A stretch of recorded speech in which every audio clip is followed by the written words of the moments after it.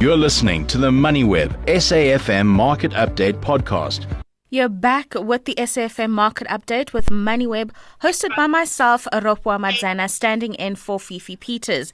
Now, this is a scary fact, and you need to listen closely because only 6% of South Africans can retire comfortably. Now, a new Alexander Forbes survey is painting a grim picture of the retirement prospects for South African employees.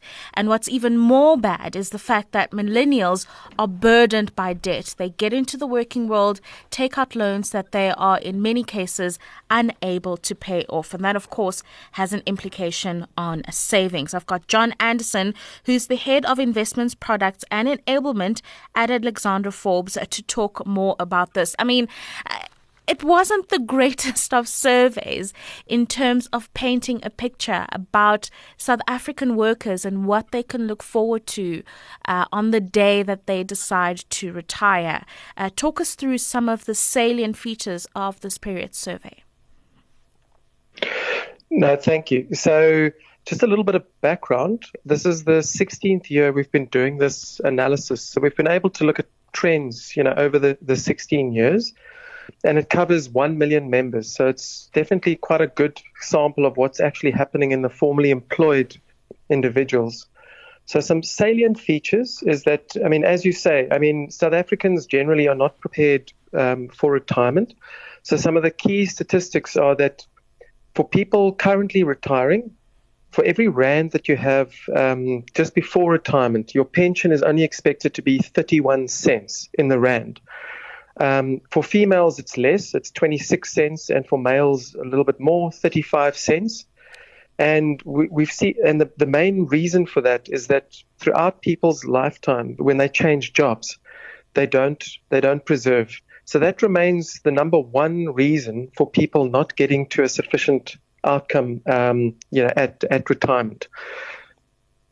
And that is very important because it also highlights, as I mentioned in my intro, that only about 6% of those who are surveyed are going to be able to enjoy, a retirement of about 75%. And that brought me to that last point that you made, in that when people move around and they change jobs, they usually spend the savings that they accumulated at their last place of employment to pay off debt or do other things. And I think here there's a lack of financial education or an engagement with bodies like yourselves in terms of what can I do with the money that I've accumulated should I want to move. We don't necessarily have to spend it. No, that's right. And, what we saw during the year last year was a tough year, with COVID, with a lockdown. And what's very interesting is that the preservation rate, meaning the proportion of people preserving, didn't change much. So it didn't really reduce. So, and the proportion of savings that is being preserved didn't change much. So what is that telling us? It's telling us that in a year where things were really tough, you would have expected the preservation rate to actually go down, but actually it stayed constant. So what that actually means is that people are generally taking the cash on exit for other reasons, not because they actually need it. It's actually because it's either people think it's a small balance, it's a small amount, or it's not easy to preserve. So maybe the employer or their funds haven't made it easy for them to keep the money invested, or they just, don't understand the implications of that. So if there's one big thing is, people definitely don't need the money generally. There are some circumstances that you may need it, but definitely our recommendation, make an effort when you leave, find out what your options are and look at preserving. These days you can even take a portion in cash and preserve the rest. But by far, the majority of the decisions is just because people are finding it difficult to preserve, and I think that can make a meaningful difference if they actually preserve the money. Does this mean, as an implication, that people are going to have to work longer years before they can make the decision to retire? Otherwise, they then become a burden of the state. Yeah, there's a number of things, the number of implications. So if you get to, retirement age and you've got insufficient savings, what it actually means is a couple of things. Either you need to reduce your living standard. That is possible. You can scale down, etc.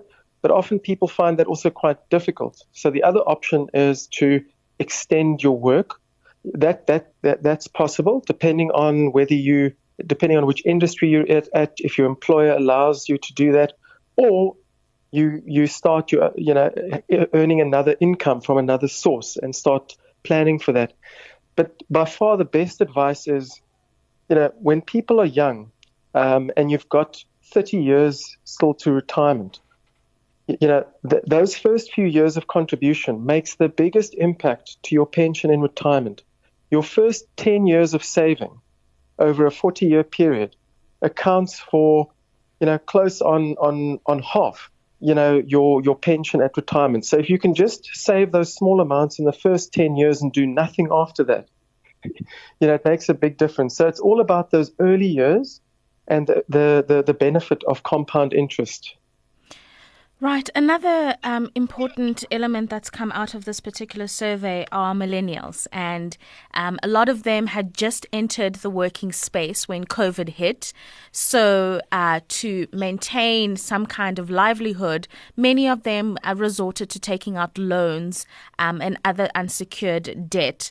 And of course, they are not able to pay that back.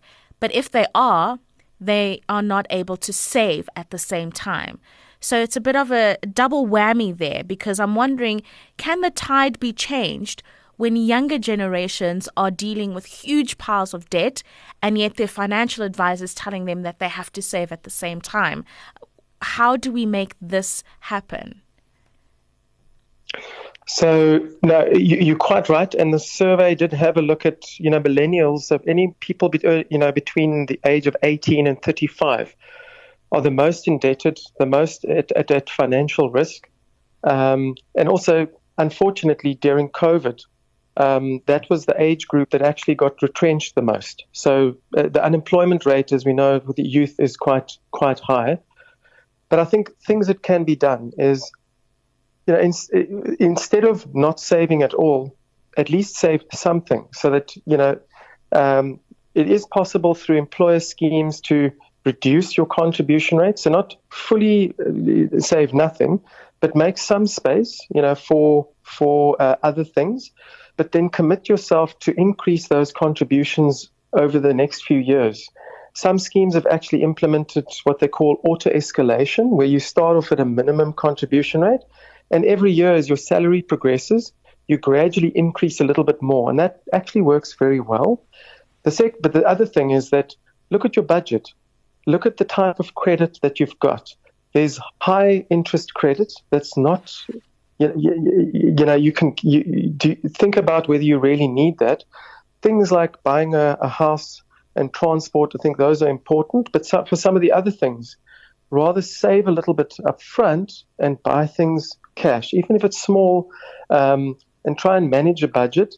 That's going to be, quite important. But the other important thing for millennials is invest in yourself, in your skills, to make yourself employable, get experience, because that really helps, mitigate in terms of unemployment, but also then your salary can progress a bit better. And as your salary progresses, you can then use more of that in future to save more.